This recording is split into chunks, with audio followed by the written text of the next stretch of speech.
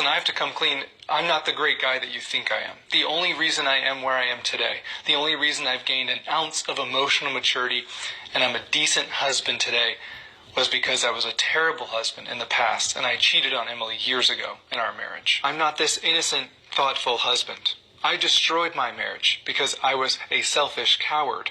Any positives that come from my videos was first because of a huge negative when I chose to sexually betray her earlier in our marriage. And I don't want anyone thinking that I think I'm holier than thou or that I think I'm better than you.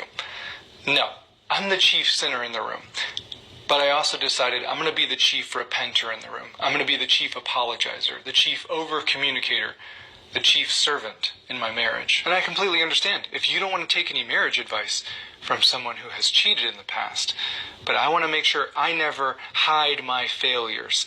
I want to make sure I'm honest and transparent about my own journey. Because my instinct is obviously to try to bury that part of my past. But that's not possible.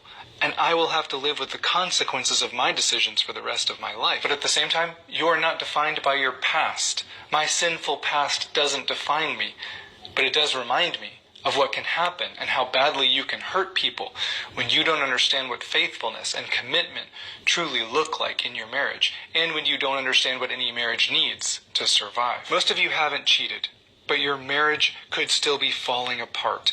Because the goal isn't simply not to cheat or not to get divorced.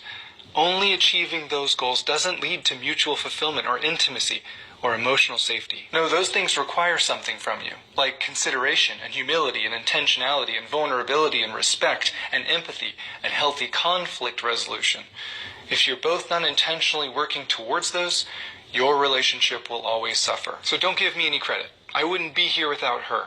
Emily deserves all the credit for everything that she had to go through. She decided to give me a chance to rebuild trust that I didn't deserve, and I took it.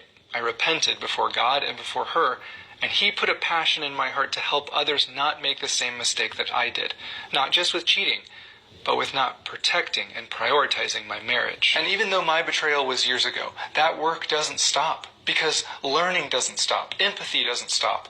Building trust and intimacy and emotional safety doesn't stop, because that's what love requires of us.